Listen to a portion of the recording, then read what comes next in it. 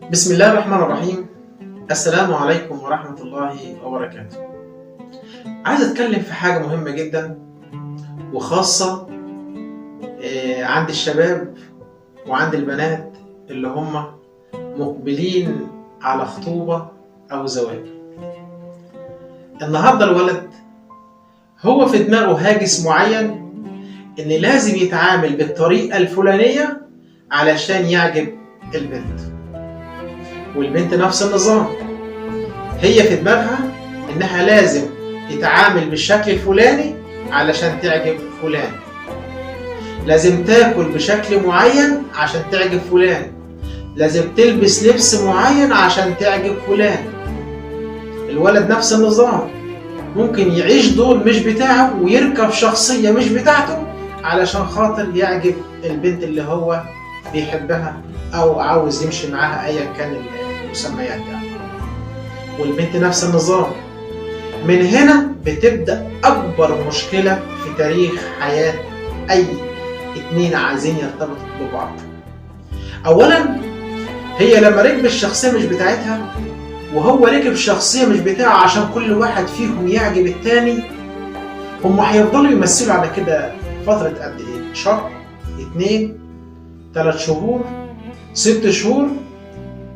طيب انتوا بدأتوا تمثلوا على بعض بنفس المشاهد اللي انتوا عاملينها دي لحد ربنا ما يسهل الحال واتخطبتوا، تمام؟ زودتوا التمثيل شوية على الدور اللي انتوا عايشينه، ربنا كرم تزوجتوا. بعد الزواج هنا كل واحد بيبدأ يرجع لأصله الطبيعي، ترجع البنت ويرجع الولد. لا ده انت كنت بتعاملني كويس، لا ده انت اللي كنت بتعامليني كويس، دلوقتي بتعامليني وحش.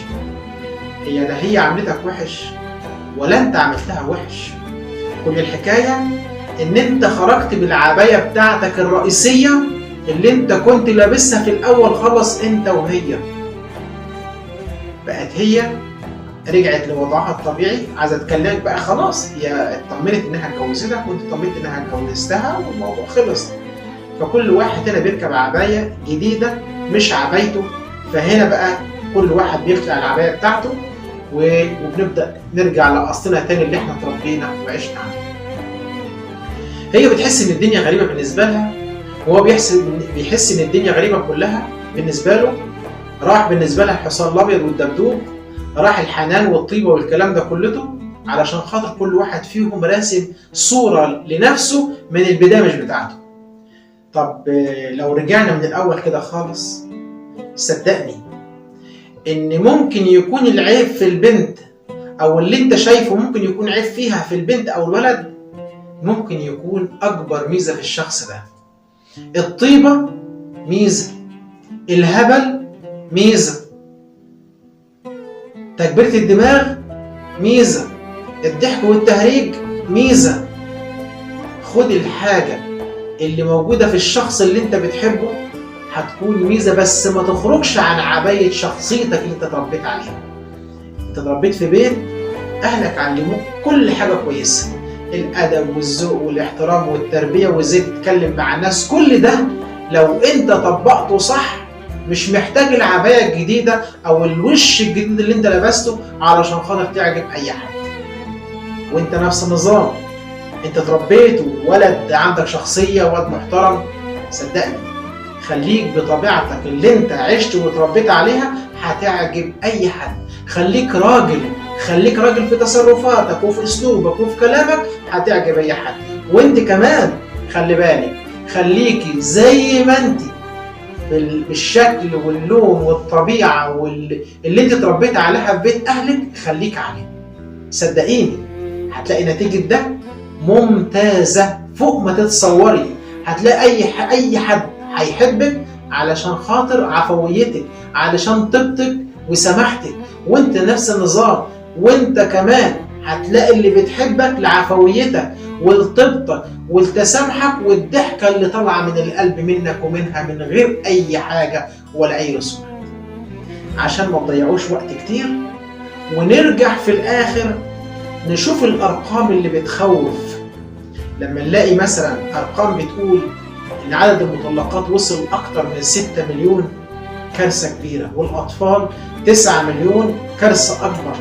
والسبب حضرتك ما عندكش ثقافه يعني ايه جواز، يعني ايه مسؤوليه. المسؤوليه عليها دور كبير، والاهل برضو عليهم دور كبير. انا المفروض اعلم ولادي المسؤوليه من اول ما بيقول يا هادي، من اول ما بيبدا ياخد على الدنيا ويبدا يتحرك ببدا احمله مسؤوليه. بس المسؤوليه لها درجات، وهو طفل صغير عليه مسؤوليه، ابتدائي عليه مسؤوليه، اعدادي مسؤوليه، ثانوي مسؤوليه، خلص مسؤوليه، خلصت جيشك مسؤوليه، في الحياه مسؤوليه، في شغلك مسؤوليه، مع اخواتك مسؤوليه، في الاكل والشرب واللبس والخروج، وكل حاجه في حياتنا هي عباره عن مجموعه مسؤوليات. لو احنا تخلينا عن مسؤولياتنا هنتخلى عنها بعد كده في الوقت اللي احنا محتاجين فيه المسؤوليه دي. لكن للاسف لما بنيجي للمسؤوليه نلاقي نفسنا مش قدها، فبنرجع ورا. الرجوع ورا ده بيكلف كتير، بيكلفني حياتي، وبيكلفني يعني مصروفات كتيره جدا في حياتي. شوف انت كلفت نفسك قد ايه فرح، وهي نفس النظام، ومعازيم وشكه ودخله وفرح وحاجات كتيره جدا. في الاخر بتفقد كل ده علشان خاطر عشت دور مش بتاعك. نرجع ورا شويه نشوف القيم الجميله اللي في المجتمع ما نضيعهاش. المجتمع بتاعنا كله قيم جميله جدا. شوف الناس الكبيره اتعلمت ازاي وتعلم منهم. شوف شخص فاهم، اللي مش فاهم يقول مش فاهم ويتعلم، مفيش مشكله. بس يا جماعه للاسف مش عايزين ناخد خطوه لورا علشان ما يرجعناش. كل خطوه بناخدها بتتحاسب علينا بشكل كبير جدا. نتمنى دايما التوفيق لاولادنا وبناتنا. ربنا يكرمكم وينجحكم في حياتكم وتعيشوا احلى حياه في الدنيا كلها. تحياتي، كل سنه وانتم طيبين، واشوفكم على خير. السلام عليكم. لا تنسوا الاعجاب بالفيديو والاشتراك في القناة تشجيعا لنا لنستمر بنشر المزيد ان شاء الله.